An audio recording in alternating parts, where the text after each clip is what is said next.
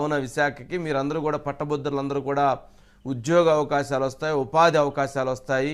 మనం 13 లక్షల కోట్ల రూపాయలు విశాఖలో సమ్మిట్లో పెట్టి 13 లక్షల కోట్లను తెచ్చాము. ఇలాంటి అనేకమైనటువంటి అన్నిటిని గుర్తు చేశారు ప్రభుత్వం వైపు నుంచి ఉన్నటువంటి అంశాలన్నిటినీ కూడా. కానీ అక్కడ ఉన్నటువంటి పట్టభద్రులందరూ కూడా టీడీపీకి అంటే చిరంజీవి వైపు మొగ్గు చూపారు. ఏంటి కారణం అంటే అక్కడ దాదాపు 34 నియోజకవర్గాలలో దాదాపు 5 మంత్రులు ఉన్నట్లున్నారు. ఒక ఉప ముఖ్యమంత్రితో పాటు 5 మంత్రులు ఉన్నట్లున్నారు. అలాగే 4 ఎంపీలు ఉన్నట్లున్నారు. వైవి సుబ్బారెడ్డి గారు ఉన్నారు. మరి వారితో పాటు 34 మంది ఎమ్మెల్యేలు అంటే అచ్చెన్నాయుడు గారును ఒకరు ఉన్నట్లున్నారు. ముగ్గురు 4 తీసేస్తే 31 మంది ఎమ్మెల్యేలు కూడా అక్కడే ఉన్నారు వైసీపీకి సంబంధించి. మరి ఇంతమంది ఉండి, మరి ఇంత మంత్రులుండి, ఇంతమంది అధికార యంత్రాంగం ఉండి, మరి కానీ కూడా రిజల్ట్ ఆ రకంగా రావడానికి గల కారణం ఏంటి? టీడీపీ భారీ ఆధిక్య దిశగా వెళ్ళటానికి కారణం ఏంటి? అక్కడ ఉన్నటువంటి సుధాకర్ గారికి కూడా మంచి పేరే ఉంది కదా, వైసీపీ అభ్యర్థి. ఆయన కూడా కాస్త యాక్టివ్గానే ఉండేటువంటి వ్యక్తి. మరి ఆయనకి అంత భారీగా తక్కువ ఓట్లు రావడానికి గల కారణం ఏంటి? మరి ఆయన ఏదో వెండి గిన్నెలో లేకపోతే వెండి కాయల్లో పంచారు వైసీపీ వాళ్ళని కూడా ఏదో ట్రోల్ అయింది, ప్రచారం జరిగింది. అది కూడా అట్లాంటివి జరిగిన సంఘటనలో. మరి ఏంటి ఇంత ఉన్నప్పటికీ ఏంటి ఎన్ని ఎక్సర్సైజ్లు ఏంటి శ్రీనివాస్? పూర్తిగా ఉత్తరాంధ్రలో కాదు, రాష్ట్ర వ్యాప్తంగా కూడా మార్పు మొదలైందని చెప్పుకోవచ్చు సార్. మేధావి వర్గం ఈ రోజు జరిగిన ఎన్నికలు పూర్తిగా కూడా అంటే పట్టభద్రులు ఎమ్మెల్సీ ఎన్నికలు అనేసరికి మేధావులే ఉంటారు. అందరూ మినిమం డిగ్రీ కంప్లీట్ చేసిన వాళ్ళే. వాళ్ళందరూ కూడా ప్రభుత్వ విధానాలని, ప్రభుత్వం చేస్తున్న ప్రజా వ్యతిరేక విధానాలని కూడా ఎండగడుతూ కూడా వాళ్ళ ప్రజాస్వామ్యం, రాజ్యాంగం కల్పించిన ఈ ప్రజాస్వామ్య వ్యవస్థలో ఓటు హక్కును వినియోగించుకుని ఓటు ద్వారా కూడా పూర్తిగా బుద్ధి చెప్పిన పరిస్థితి సార్. మీరు చెప్పినట్టు అనేక సంఘటనలు ఇక్కడ ఉన్నాయి.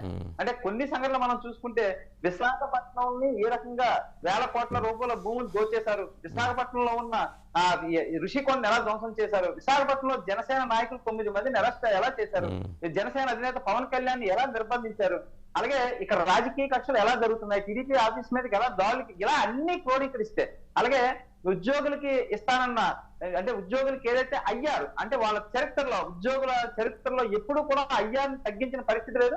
అలాగే 5 డిఏల్ని అబాలిష్ చేశారు, 5 డిఏలు కూడా లేకుండా చేశారు. అలాంటి పరిస్థితి కూడా ఎప్పుడూ లేదు. అలాగే సిపిఎస్ రద్దు అన్నారు, ఆ సిపిఎస్ రద్దు చేయలేదు. అలాగే అవుట్ సోర్సింగ్ కాంట్రాక్ట్ ఉద్యోగుల్ని కూడా రెగ్యులేట్ చేస్తా ఉన్నారు, చేయలేదు. ఇలా వాళ్ళ జీపీఎఫ్ డబ్బులు వాడేశారు. ఇవన్నీ కూడా మనసు వాళ్ళు గొంతు ఎత్తితే వాళ్ళ మీద కేసులు, గొంతు ఎత్తితే వాళ్ళ రోడ్డు మీదకి వస్తే వాళ్ళకేమొచ్చి మెమోలు గవర్నర్ పూర్తిగా కూడా వాళ్ళ మీద మెమోలు జరిపారు. ఓకే చెప్పు.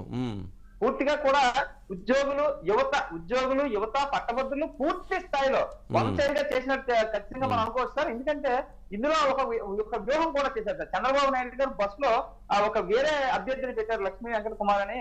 ఆవిడ గాడు చిన్ని లక్ష్మీ కుమార్ అని పెట్టి అనూహ్యంగా కూడా వ్యాపార చంద్రబాబు తెర మీద తెచ్చి వాళ్ళ యొక్క తెలివిని అంటే చంద్రబాబు నాయుడు యొక్క రాజకీయ చతురత, ఆయన యొక్క కెపాసిటీని ఇప్పుడు ఈ ఎలక్షన్ లో ఖచ్చితంగా ఈ ప్రాంత ప్రజలు చూశారు సార్. ఒక తెలివైన, ఒక సాధారణమైన, ఒక ఎకనామికల్ చిరంజీవిగా పిలుస్తూ ఉంటారు. ఆ ప్రొఫెషన్ తీసుకొచ్చి ఇక్కడ పెట్టడం వల్ల అనూహ్యమైన మార్పులు వచ్చే ఆయన ఎక్కడ ఒక రూపాయి పంచింది లేదు, చేతిలో రూపాయి ఖర్చు పెట్టింది లేదు, నా ఎలక్షన్ లో కూడా ప్రచారం చేసుకున్నట్టు కూడా లేదు. కేవలం మార్పు మాత్రమే కోరుకున్నారు. ఆ మార్పుకు అనుసంధానంగా కూడా ఉత్తరాంధ్రలో ఈ రీసెంట్ గా కూడా జూలై నెలలో ఆయన జగన్మోహన్ రెడ్డి విశాఖ నుంచి పాలన చేస్తా ఉన్నారు. దాన్ని కూడా వ్యతిరేకిస్తూ ఒక అంటే మూడు రాజధానులు వద్దు, ఒకటే రాజధాని ముద్దు అలాంటి రెఫరెండం గా కూడా అలాంటి హోర్డింగ్స్ కూడా వెలిసినాయట కదా, అలాంటి హోర్డింగ్స్ కూడా వెలిసినాయట, దాని మీద కేసులు పెట్టారంటే ఈ రోజు. సార్ గోబ్యాక్ సీఎం సార్ అంటూ కూడా పూర్తిగా ఆంధ్ర జనజాగరణ సంస్థకి చెందిన వాసు వాళ్ళు కూడా పూర్తిగా హోర్డింగ్లు పెడితే వాళ్ళని ఇమీడియట్ గా తీసుకెళ్లారని అది వాస్తవం సార్. మీరు చెప్పినంత వాస్తవమే. సీఎం ని గోబ్యాక్ అని చెప్తూ ఉన్నారు, మా విశాఖ రావద్దు అని చెప్తూ ఉన్నారు, పూర్తిగా ఇక్కడ ఉన్న ఆస్తులు ధ్వంసం చేయొద్దని చెప్తున్నారు, ఇలా బతకమని చెప్తున్నారు. అన్నిటికీ కూడా నోటుతో చెప్పినా, లేదంటే ప్రజా సంఘాలు చెప్పినా, లేదంటే రాజకీయ పార్టీలు చెప్పినా లేదు. కాబట్టి ఓటు ద్వారా కూడా పూర్తిగా తెలియజేసిన పరిస్థితి సార్. ప్రధానంగా ఈ రోజు ఏదైతే మేధావులు చేశారో రేపు సార్వత్రిక ఎన్నికల్లో కూడా మేధావుల్ని సామాజిక కూడా ఫాలో అవుతారు. ఆ దిశగానే కూడా సార్వత్రిక ఎన్నికల్లో కూడా పూర్తిగా కూడా టీడీపీ అంటే ప్రజా వ్యతిరేక ఓటు, వైసీపీ వ్యతిరేక ఓటే వేస్తారు తప్ప వైసీపీకి అనుకూలంగా ఓటు వేసే పరిస్థితి లేదు. అలాగే కాయిదాలు ఇస్తారు, డబ్బులు ఇస్తారు, లేదా ఏమైనా సంక్షేమ పథకాలు ఇవన్నీ చూడట్లేదు సార్. ప్రజెంట్ అభివృద్ధి ఏం జరుగుతుంది, సంక్షేమం ఏం జరుగుతుంది, ఎలా అప్పుల పాలైపోతుంది, మన భవిష్యత్తు పాలన ఎలా ఉంటుంది, అన్ని దృష్టిలో పెట్టుకుని ఇవాళ ఓటింగ్ జరిగిందని ఖచ్చితంగా మనం భావించవచ్చు. కానీ ఉపాధ్యాయులు ఎన్నికల్లో మరి పీడీఎఫ్ మరి వాటి మధ్య ఏటీఎఫ్ వీళ్ళ మధ్య ఓటింగ్ చీలి వాళ్ళు ఓటమి చెందిన మరి వైసీపీ మరి అక్కడ ఘన విజయాన్ని సాధించింది కదా. అది అక్కడ కొంత తూర్పు రాయలసీమ, పశ్చిమ రాయలసీమ ప్రాంతంలో సార్, అంటే మీరు అడిగారు కాబట్టి చెప్తున్నా సార్, అక్కడ రెడ్డి, ముస్లిం, క్రిస్టియన్ కొన్ని కమ్యూనిటీలు ఉంటాయి సార్.